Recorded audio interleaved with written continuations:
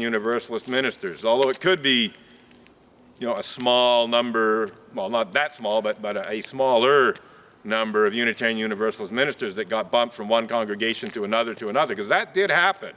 When clergy sexual misconduct occurred in one congregation, what often happened is that the minister who was accused of clergy sexual misconduct, quietly resigned, usually for some other ostensible reason, but then he was sent off to another Unitarian Universalist church, and then he might have committed sexual misconduct there, and he got sent off to another one. So there are cases, where a minister, who was found to have committed clergy sexual misconduct just got sent to another congregation where he could commit it there, and then another one perhaps. But that doesn't account for, literally a minimum of 400 congregations. There's still dozens, if not some hundreds, of Unitarian Universalist ministers who are guilty of clergy sexual misconduct based on that estimate. Well, not even estimate, this was an actual counting.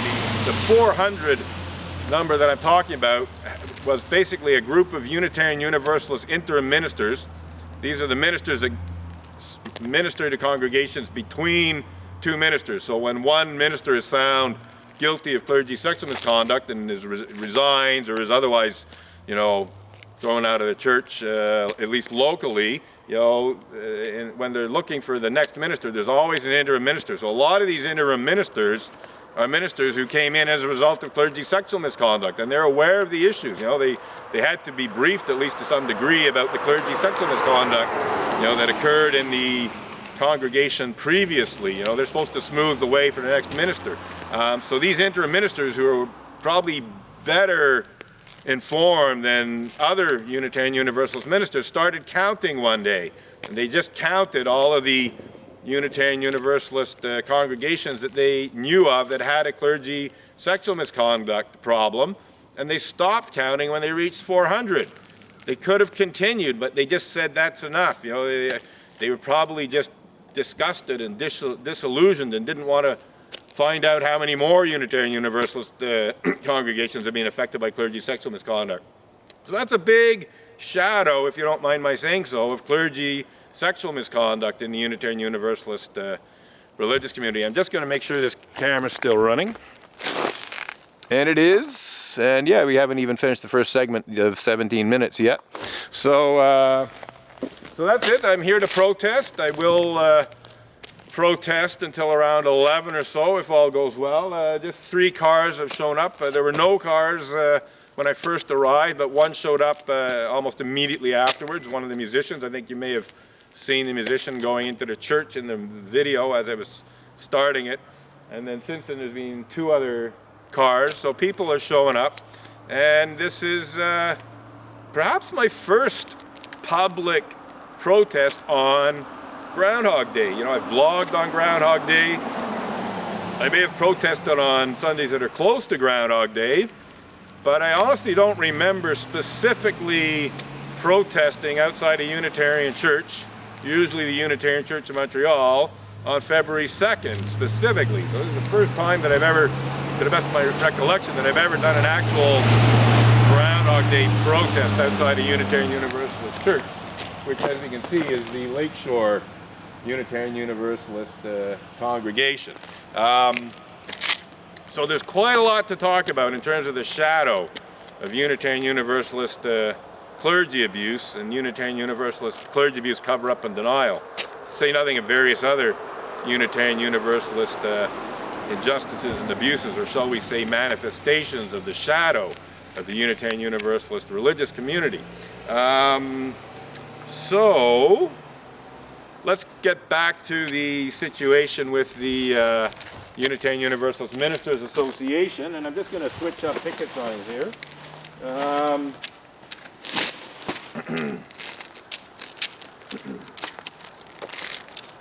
This picket sign here, Church of the Image Tarnishing Ministers, originally it was singular. Originally it was the Image Tarnishing Minister, and it referred to Reverend Ray Drennan of the Unitarian Church of Montreal, and how he had tarnished the image of the Unitarian Church of Montreal, to say nothing of the larger Unitarian Universalist religious community, by intolerantly and abusively attacking me and refusing to retract his intolerant and abusive words and apologize, and on the contrary, basically doing everything he could to get me kicked out of the Unitarian Church of Montreal, which he eventually was successful at doing.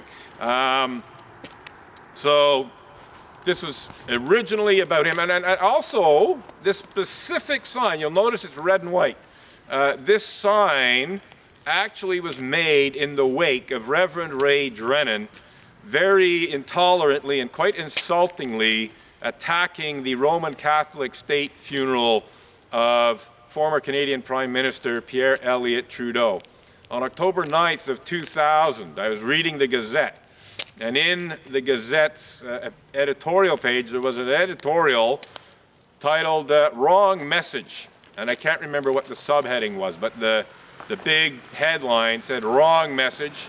There was a photograph of Justin Trudeau and I believe Margaret Trudeau in the background grieving the loss of Pierre Elliott Trudeau at the Notre Dame Basilica in Montreal. And then there was an article that claimed, that made the argument that the state funeral for Pierre Elliott Trudeau should not have been a Roman Catholic rite. According to the author, whose name I did not know when I started reading it, this state funeral should have been a more secular event in that it's a state funeral. So he was arguing that, it should not have been a Roman Catholic funeral. It should have been some other kind of secular event. Now, it's fair enough to make that kind of argument, although even that's open to some question, but it's fair enough to make that argument in a reasonably civil, polite, respectful manner, but unfortunately Reverend Ray Drennan was less than polite. He was quite insulting, and he not only insulted the Trudeau family, he not only insulted Roman Catholics, but he insulted pretty much every other God-believing person, every other religion. Towards the end of the op-ed, he said something to the effect that all religious rituals are meaningless. That's not his exact words, but he essentially said or implied that the Roman Catholic funeral of Pierre Elliott Trudeau was a meaningless ritual amongst many other meaningless rituals of the world's religions. Now, before I even got to that, I was like maybe a third of the way into it, and seeing how offensive it was, he was calling the state funeral a sham state funeral and so on. I thought, like, who is this asshole? Who's this jerk? And I went and I looked towards the end of the article where the byline was down at the bottom right, and it was Reverend Ray Drennan. So, and he was identified clearly as the Unitarian Church of Montreal's minister. So it said Reverend Ray Drennan, minister of the Unitarian Church of Montreal. So it wasn't just him as an individual, he had basically attached the Unitarian Church of Montreal to that. Well, I can tell you that he set a fire under a whole bunch of people. He basically offended not only a whole lot of Roman Catholics, but a whole lot of other people, even atheists. There were even moderate, tolerant atheists who were offended by Reverend Ray Drennan's wrong message, if I could use that term. I'm just going to again make sure that we're still recording here. And we are in 21 and a half minutes. So basically, Reverend Ray Drennan very publicly tarnished the image of not only the Unitarian Church of Montreal, but the larger Unitarian Universalist religious community by insultingly and offensively and very intolerantly attacking the fact that the state funeral for Pierre Elliott Trudeau was a Roman Catholic funeral. And he did this in the Montreal Gazette, which was distributed to tens of thousands, if not hundreds of thousands of Montrealers at the time. So essentially, this picket sign began as a protest against that, although it was also a protest against how he had previously tarnished the image of the Unitarian Church of Montreal in terms of what he had done with me, and how that had been reported in the news. But over the years. And so this picket sign that you're looking at, this dates to October of 2000. This picket sign is almost 20 years old. It's more than 19 years old. Still in reasonably good shape.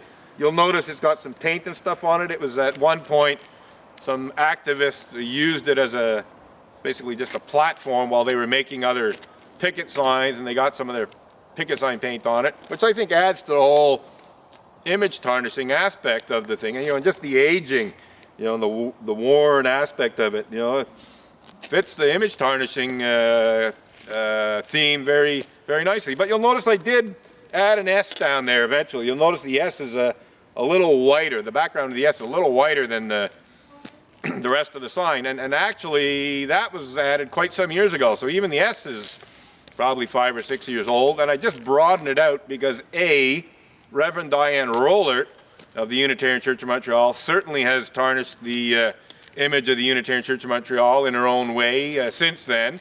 But there's literally, I broadened it out to not just the Unitarian Church of Montreal, but the whole Unitarian Universalist Church, the larger Unitarian Universalist Church. And I can assure you that there are hundreds of Unitarian Universalist ministers that have tarnished the image of Unitarian Universalism over the years, and sometimes in very serious ways. So that's it. This picket sign basically is about the shadow of Unitarian Universalism. It's about the seamy underside, the dark shadow of Unitarian Universalism, where Unitarian Universalist ministers especially do things that are manifestations of the shadow, as Carl Jung would call it. So today, this is the theme of our protest, and there's a lot more to talk about, I can assure you. I was talking about the apology that the UUMA sent out to its ministers. Well, again, very serious problems with that apology. So I blogged about it initially. I did a point-by-point critique of the apology, going through it line by line, showing what was wrong with it. And then on Thanksgiving Day, American Thanksgiving Day in November, I believe it was November 28th, if I'm not mistaken, I sent an email to the Unitarian Universalist Ministers Association, making it clear to them that there were serious problems that I expected them to address in terms of the apology, but also pointing out to them that there were other serious problems